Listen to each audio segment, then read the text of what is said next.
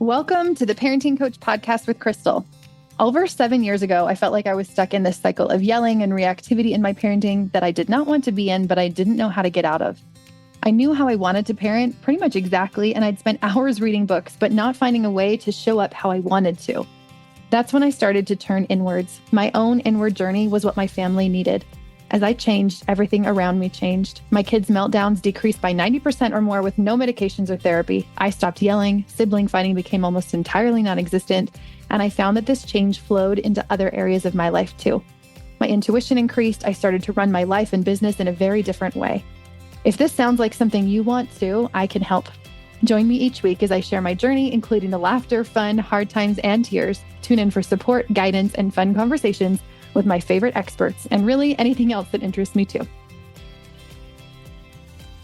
Hello, thanks for being here. Welcome to today's podcast episode, Help for the Holidays, Anxiety, and Other Big Emotions. If you're anything like me, my past holidays were very anxiety-inducing or a lot of big emotions around it with my extended family, with my own individual family, with friends, with all the things it seems to just bring out a lot of drama, a lot of emotions. We're going to talk through that today. And before we do, I want to give you a heads up. In the winter, I take a podcast break for 3 weeks, and this will be the last episode of season 9. And then we will come back with a fresh new season, January 13th. And in the meantime, I wanted to suggest to re-listen to a few great episodes. One is Shame-Free Parenting. That was episode 10. Sorry, that was episode 8. That one's a really good one. And if you want to recognize more how shame is impacting your life in all areas of your life, that one's a really great one. I've seen that as we work through shame in parenting, that it impacts our business hugely, that it impacts our lives in all avenues, all aspects of it. All of those domains are all connected. And when you work on shame in one area, it's going to help with another area as well. So that one's a really great episode. There's a moving through shame episode, episode 15. If once you're like, okay, yeah, I get it. I can see it everywhere. And you're like, now what? That's usually the question I get next. Check that out, episode out as well, 15. And if you are into this shame space also with me and you're like, yes, I want more, also listen to episode 17, where I talked to Nicole Cruz. She's a registered dietitian, all about shame-free feeding, body image, body confidence, stuff like that with our kids. And it's really good. You probably already heard what I'm up to for next year. Yes, I'm going to be transitioning, and transitions are always a little bit scary because they're unknown. And I feel so good about this transition. I will still be taking a few clients just, randomly for parenting and whatnot, but probably once a month or less, I'll have open sessions for that. But my new thing that I'm diving into is intuitive life and business coaching. And I'm not really diving into it. I've been doing it now for a few years on and off. And I just finished a 12-month group program with a lot of lovely humans, mostly coaches or therapists or people who have been in the coaching sphere, been coached for lots of years. And I love that space. It's been a really great space for us to be in and us to see what's possible for creation. So feel free to check out what I have going on at coachcrystal.ca/creation room or coachcrystal.ca/miracle for next year. All right. So on to today, we're going to talk about the holidays. The holidays can be magical and they can be special and they can be awesome. But also looking back on past holidays with my own personal family, lots of the time, it was also so much drama. It was where so many huge arguments would come that were bubbling up for months. There was just, I'm not even going to get into the details except to say that it was like watching a drama TV soap opera show sometimes. And sometimes it can be hard to handle. It can be hard to know what to do. Luckily, that is not the space that I'm in anymore, and I haven't been for a while. But if I was to be again in a situation where there was a lot of big emotions happening, I feel like I have so much more tools now. And I have talked a lot about emotions on the podcast. I have episodes even way back from season 1 where I talk about emotional regulation. My ideology has shifted a lot over the last several years. In fact, I first certified through the life coach school, and I was just clearing out through all of my stuff. And I had these books from my first certification 5 years ago. And I was like, should I keep these? Do I still need them? And I was flipping through them. And I was like, I don't even agree with most of this anymore. I didn't want to keep it. There wasn't anything. It felt like looking at a past version of myself that I no longer was. And I so no longer was that person, that there was no need to keep anything from it. And I feel like I've kind of lived and died 17 different lives in the last 5 years. And I think that that's what this work does for you, is it helps you to grow and to change and to develop and to move through different philosophies. And so if I've said something in the past that you're like, I did not agree with that, I'm like, I might not agree with it anymore either.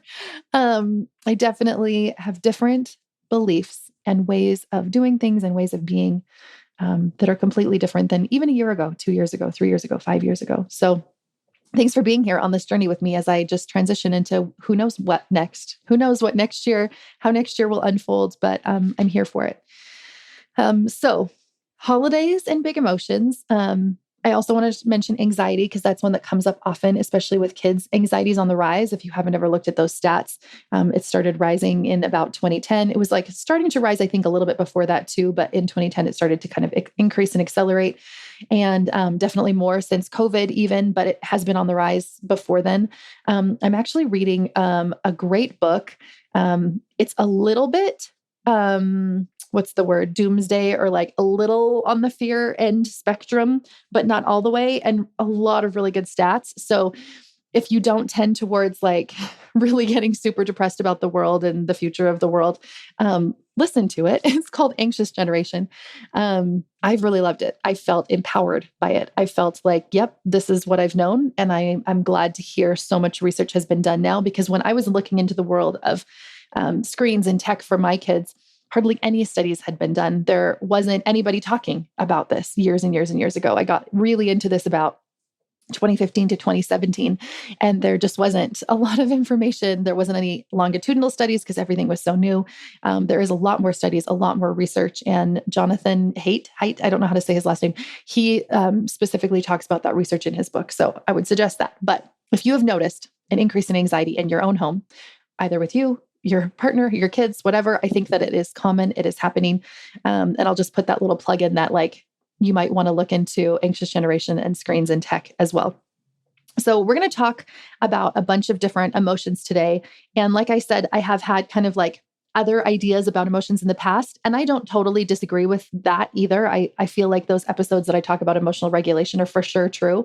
But there are some deeper ways that we can handle emotions also. And that's what we're going to talk about today. So think of this as like not a 2.0 version, but like a deeper version. This is a deeper way to handle emotions and to figure out what's up with us inside under the surface. What I'm not going to talk about is those structural pieces like screens and tech. I've done episodes on that before. I will again in the future. I'm also not going to talk about the structural or situational depression or anxiety. Like if you're in a really extremely abusive situation, or when there's drugs involved, or when there's other situational chemical imbalances, like in postpartum, whatnot. Yes, anxiety and depression can be all of that for sure too. I'm not going to dive into that. I am not a certified mental health professional, and I don't know enough about chemicals and hormones and all of those structural situational stuff in order to give you a good episode about that. But what I do know for the norm when it comes to emotions is that we don't deal with them well as a human population. And the less well that we deal with them, the more issues we run into, more emotional dysregulation. Emotional dysregulation is what I see when I look at social media in people interacting with each other in the comment sections, and they're like yelling at each other and posting negative things. Or when you watch pretty much any political debate, how they just go back and forth and like yell at each other or call each other names. Like, I'm like, and those are our world leaders. I don't think we have a good handle on emotions and what emotional regulation really is. It's not about control. It's not about holding so tightly onto this control that we never feel our feelings. That's the opposite of emotional regulation. We need to befriend our feelings. We need to come alongside them. We need to understand them. We need to listen to them. And that's what we're going to be talking about in the episode today. So if you're like, but I need help with my kids and their emotions, yes, this is the right space for you. Because the best thing that we can do for our kids' emotions is learn about emotions within ourselves and deal with emotions within ourselves first. That is actually the only way. There's an interview that I'm having, and you have not heard it yet, and it is a good one. It is coming up next year. And also, I'm going to hit 100,000 podcast downloads next year. So that's pretty awesome too. So thank you. Thank you for that. So next year in January, my first episode is with Ann Kelly. And on that episode, she talks about our nervous system and that our nervous system was like created in our childhood based on how we were related to. But she also talks about neuroplasticity and that we can change that. It's not that just like this set thing that never changes. There's no too late time for doing that. So I want to mention that the work that we do on ourselves is the work that we are doing for our kids, because we are the ones that are creating that like thermostat of their nervous system for them. And also that it's never too late to make those changes. It does not matter how old you are, how old your kids are. We can work through emotions now. Have you ever noticed that when you're around people that are feeling big emotions, that you're uncomfortable? Have you ever felt that way? Almost like you have to try and make it better for them because you don't want them to feel the big feelings. I used to think that empathy meant like trying to fix it, right? Let me help you fix this emotion that you're feeling, this problem that you're having, so that I can then feel better inside, because I don't want to feel the uncomfortable feelings that I'm feeling as you're feeling that feeling. In one of Brene Brown's book, I can't remember the name of the book, but it's one about business and leadership. She talks about, I think it's called Dare to Lead. Yeah, that's the name of it, Dare to Lead. She talks about how that's an empathy miss. That's not actually real empathy. When we miss because we're trying to fix it because we see it as a problem. And that's not what we're trying to do with our kids. We're not trying to help them avoid any discomfort, avoid any big emotions. That actually helps develop their brain. The avoidance is not helping, but also neither is like fixing it so that they don't ever feel those emotions. And same with us. Empathy is sitting in the discomfort of an emotion with someone else without trying to jump to fixing it. So I want you to first just think about how comfortable are you when somebody else is sad? How comfortable are you when someone else is angry, depressed, anxious, worried, fearful? What are some emotions that really bother you in other people? Because likely they probably also bother them in yourself, that same emotion. And Brene Brown talks often about in order to increase our capacity to feel good emotions, we have to increase our capacity to feel those negative emotions as well. In fact, she has a quote that says, you can't numb those hard feelings without numbing the other effects, our emotions. You cannot selectively numb. So when we numb those, we numb joy, we numb gratitude, we numb happiness. And then we're miserable, we're looking for purpose and meaning, and then we feel vulnerable. So then we have a couple of beers and a banana nut muffin, and it becomes this dangerous cycle. So I think that we often, as humans, don't like to feel discomfort in ourselves or others. And so we usually avoid, we usually push it down, we usually pretend it's not there. We numb out with whatever our numbing out agent is. Even just scrolling social media, right? Or staying up late, watching Netflix. Those were two that I would do often. Because there's so much discomfort inside and we don't know what to do with it. So that's also not emotional regulation. Just recently, I had a client I was working with in parenting, and her child was feeling some big emotions, and her father, so the grandfather of this child, came in and was trying to like fix it, like distract them and be like, oh, remember this really fun day that we had? And like, think about all of these things that we did. And she was like, no, like, it's okay. We're good. Because that's often what we do too, right? We're like, how can we distract them from what they're feeling and remind them that life is really good? Because we can't handle the feeling.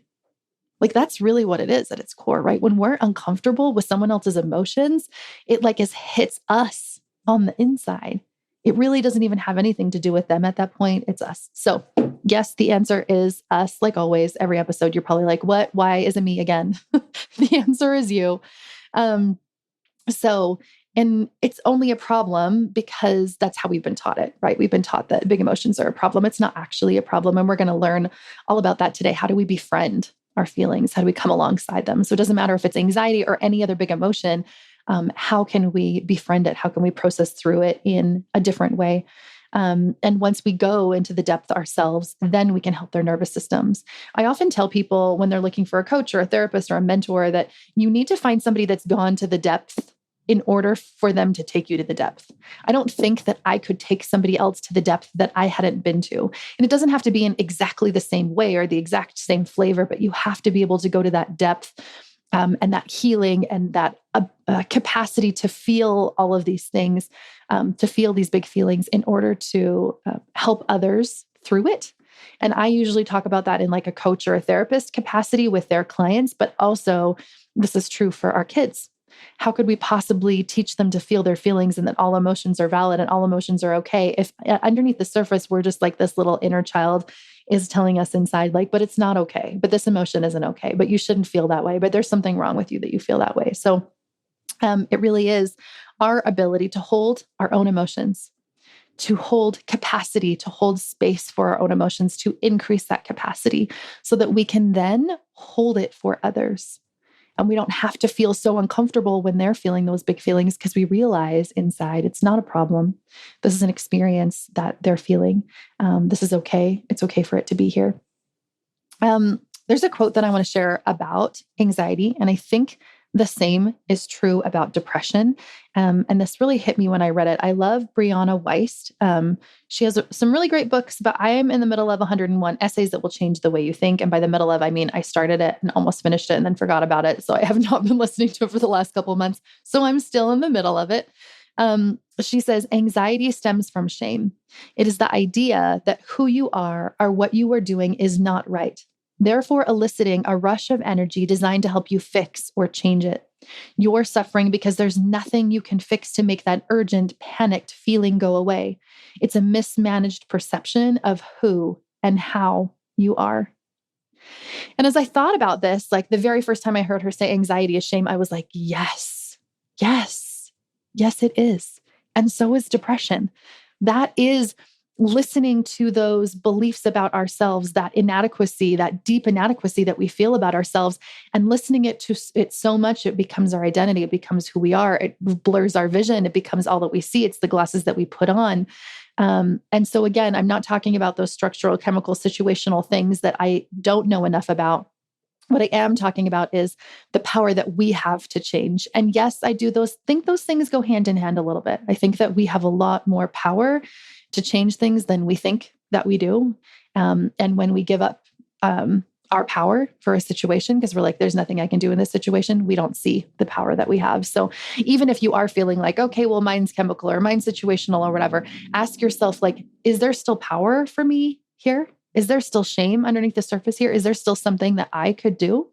Can I do anything about this? Because I'm guessing that almost always the answer is going to be yes. I remember my mom and my sister, when they were in their master's programs of therapy, I think they both told me this, at least one, said that the research showed that medication was actually not like the number one help for depression, that it was like number 2 or 3 or maybe even 4 on the list. Things like yoga or movement or reading or connecting with humans. I can't remember what all of the ones above it were, but there were several that were above that as far as like actually feeling better, actually things that helped. And so I'm not saying don't ever take medication, but I am saying it's not there to fix. It's not there as a permanent solution. It's there as, can I have the help that I need to get me to the level that then I can dig into, where did this come from and what's underneath this? So I wanted to mention that about anxiety and depression. And I think it's just interesting to make that connection between that and shame. And I think that that is true. And that the best thing that we can do for emotion work is our shame work, right? Do you know how I mentioned all those episodes in the beginning of this episode that had to do with shame? Those are my favorite ones. Those are the most impactful ones because those are the ones that will make the biggest difference in your life today, right now. Recognizing shame in every area of your life, whether it's food or body image or relationship or parenting, all of that will make such a big difference for you and for your emotions. So what we're going to talk about now is, what do we do? That's probably the question you're thinking. You're like, okay, well, now what? How do I befriend my feelings? What does that look like? And I'm going to talk about two different things. We are going to befriend our feelings because feelings need to be felt in the body. I don't know if you remember the episode I did with Dr. Dan Siegel, but he said like this emotions are kind of just out there, right? They're kind of just happening, but like feelings need to be felt. We need to take that emotion and we can turn it into a feeling through it being felt. And the felt part is in the body. So two different ways I'm going to talk about it is that in order to befriend our emotions, we need to hear them. We need to listen to them. We need to feel them. They need to be seen and heard. Just like a little child coming up to us, right? That's like, wait, I have this like hurt. And if we could distract it, we could like pretend it's not there. We could ignore it. We could like tell them they should just feel good about life, right? That's not really helping, obviously. That's not going to make them feel better. It's going to exacerbate the problem. They're just going to get like louder or whatever. So today we're going to talk about how can we listen to our emotions in two different ways. We're going to listen to the words, to the message that emotion has for us. And then we're going to listen in through feeling. And this is what I've been telling my clients recently. Like for the last several months, I'm like, let's just do emotion work. And then we can go into some other work. But for now, let's just do emotion work. And emotion work means let's listen, let's feel. We're going to listen and feel both to the words and the message, and listen to and feel in the body, the deeper work than that. I'll also mention that emotions are a tunnel. It's like this invitation to get into the tunnel. And usually we look at the tunnel and we're like, I don't want to go in that tunnel.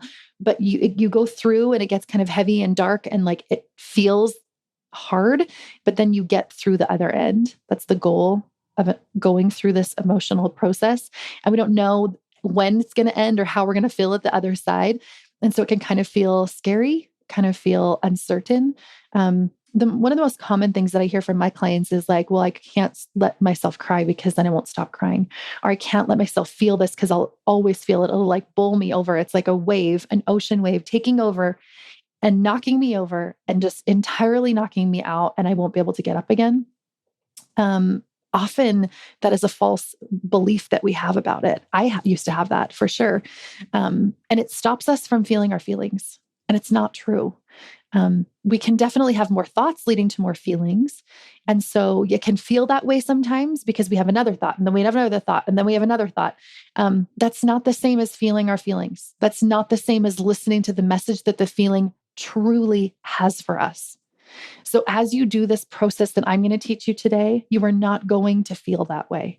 You're not going to feel totally bowled over it like it's never going to go away and that it will be here forever. That is just coming from more thinking, from ruminating thinking. That's not from getting into the body and listening to the true message there. And that's not getting from the body and listening to the feeling there.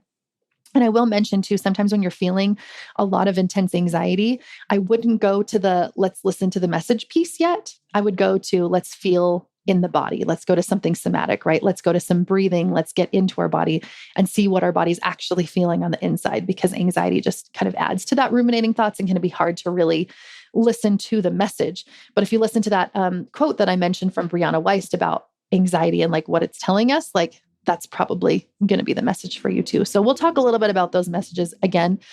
But emotional regulation doesn't mean that we're always neutral, that we never feel any feelings. It means that we're able to feel the ups and downs, that we're able to listen to the message, that we're able to feel safe in our own body, no matter what we're feeling. That's my new definition of emotional regulation, that you can feel safe in your body to feel all of your feelings. So you won't get stuck in it. We want to just be able to take it deeper. If you're feeling that stuckness and you're feeling like, no, I've just been feeling this for days and I can't move out of it, let's get out of the thought space and into the body. Okay, so listen to the words first. So words mean like a message. Emotions are a message from our brain to our body. Actually, I think probably from our body to our brain. But emotions always have a message for us. So I like to listen to that message. One exercise you can do is actually journal from the perspective of the emotion. So you can imagine that the emotion is coming alongside you, like resentment, and it's sitting there and it's talking to you, just like a person would. What does it say? Again, stream of consciousness journaling, writing out whatever comes to mind, whatever it's saying, writing that down, listening to that message. What does it have to say to me today? Another way you can do this is you can listen as if it were a child. You can imagine that it's like an inner child that's feeling sad. So maybe that inner child is like 7, like pick an age, doesn't have to logically make sense, but pick an age that the emotion feels like it is today. And then you're going to speak to that child. What does that child have to say? Before you speak to it, let it speak. Let it speak all of the things that it needs to speak. And again, this is going to be deeper than just like venting. This is going to be deeper than just like the surface thoughts. There's going to be something, a deeper message that's going to come. Another way you can do it is through intuitive journaling. And if you would like an intuitive journaling like cheat sheet for the month, I printed one off. It's actually the one that I use in the creation room this month. We're working on tapping into our heart, which is all about emotions as well. So if you'd like that PDF copy of that, you can go in the links in the show notes and you can find that.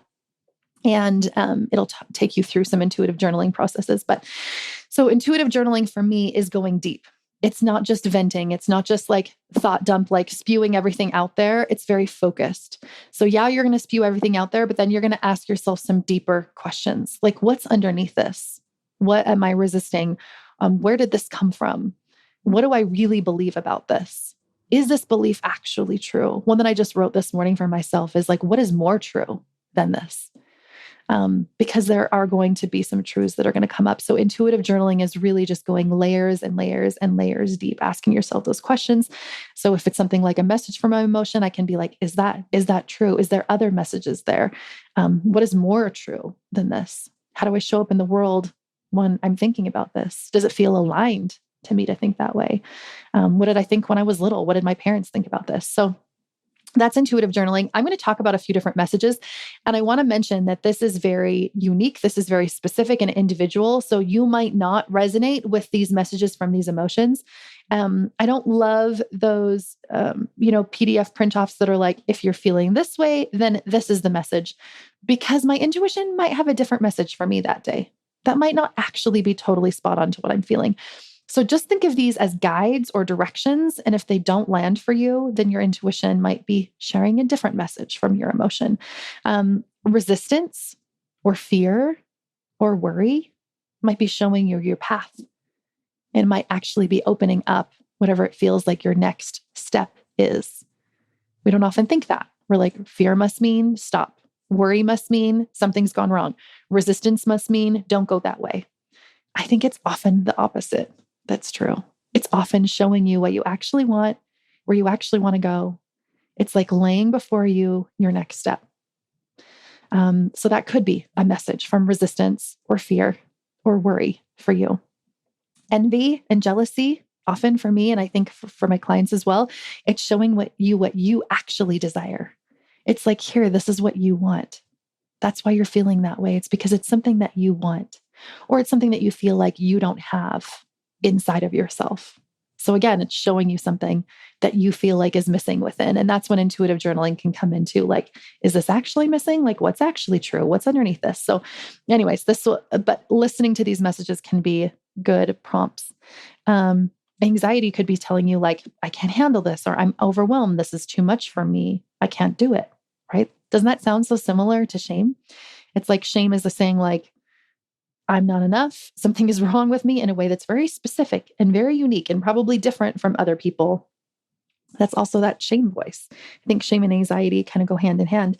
It makes me feel small, alone, and less than, right? Shame is always going to make me feel small, alone, and less than. Resentment. There's a way that I'm showing up in the world that I don't like. Resentment, we often think about somebody else, right? They need to change something. That's why I'm feeling resentment towards them.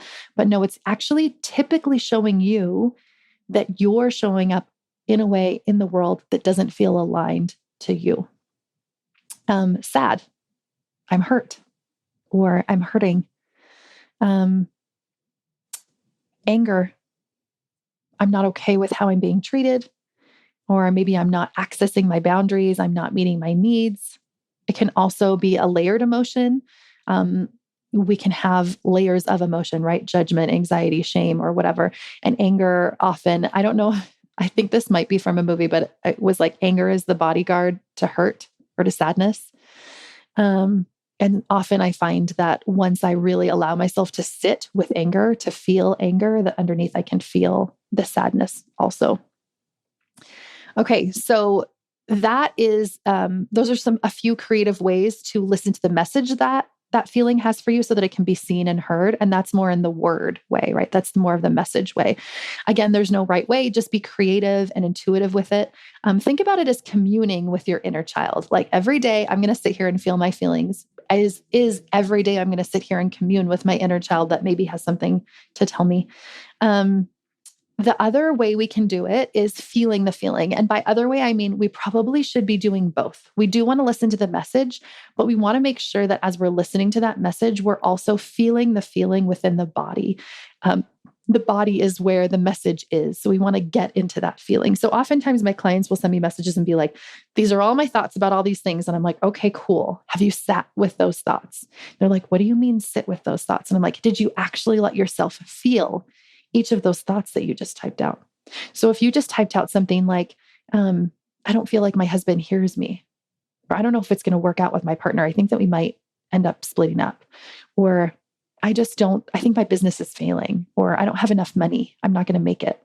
Like whatever those thoughts are you actually allowing yourself to feel the depth of the feeling that's connected to that thought?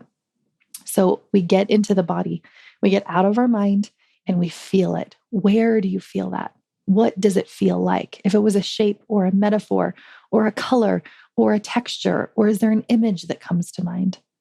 Or just a physical sensation. You can just describe the physical sensation in your body. But we want to really allow ourselves to feel it. We want to get out of our mind and anything we can do to practice the feeling space of it. So holidays, coming into the holidays, I am hoping that all of this was really helpful for you. Do you have a morning practice where you commune with your inner child, where you allow yourself to listen to the thoughts and the feelings and the messages from your emotions? Do you do any sort of intuitive journaling practice? If not, I highly suggest you download that PDF and you can start. And also take time to feel every day. Take time to really tap into what you're feeling. And as these emotions come up in conversation with other people, between other people that you see as you're like out and about, or in your family or in your kids, know that the work to do is on the inside. It's the inside work that is really going to change things. And as you go through the intuitive journaling process, if you're like, yeah, this brought up a lot of emotions and like, now they're there, now what do I do? And you need a little bit more guidance on that. Check out how to move frustration in 15 minutes or less. I'll have that also as a link, but that's a downloadable meditation visualization that you can do to move frustration or any other big emotion through your body. So I hope you have a lovely holidays, whatever holiday you are celebrating. I am celebrating Christmas. I have a deep belief in God that has changed and shifted over the years, but has really helped me with this work. And this work has really helped me with my God work also. So that's been really cool to see. So maybe you'll see that as well as you start to do this work. And I will also invite you, if you are sitting and listening, or if you are driving and listening, or if you are thinking about this after you've listened to this podcast, to tap into what is for me next year. What is my one next step for my emotional, mental, spiritual health? And if you feel called to join me on any of this work, we would love to have you in either the creation room, or I would love to work with you one-on-one in the miracle year. If you feel the call, you will feel it right. If it's right for you intuitively, you'll feel that little niggling inside, and don't ignore it. Even if it feels a little scary or a little worrisome, don't ignore it. Reach out. We'll chat about it. I never push anybody into anything. I always encourage them to find their own answers, even if it's their own answers of, is this right for me? Is this program right for me? And one last message I'll leave about that is choose from abundance. Make the choice from abundance, not like I'm not enough and I need this program or this coach or this next thing, whatever that thing is, to make me feel better, to fix me. But I want you to imagine if I already was enough, if I already had enough, if I felt successful and satisfied and abundant right now, then what is my next step for 2025? And if it's with me, welcome in. We'll see you in the new year. If you enjoyed this episode as much as I did, I would love for you to help spread the word by getting this message of support and guidance out to as many people as possible. So text it to your best friend or tag me on Instagram and share it. Leave a review, rate it, subscribe it, or follow on your favorite platform. Send me a DM on IG letting me know which parts have impacted you or what you'd like to see on future episodes. We'll see you next week.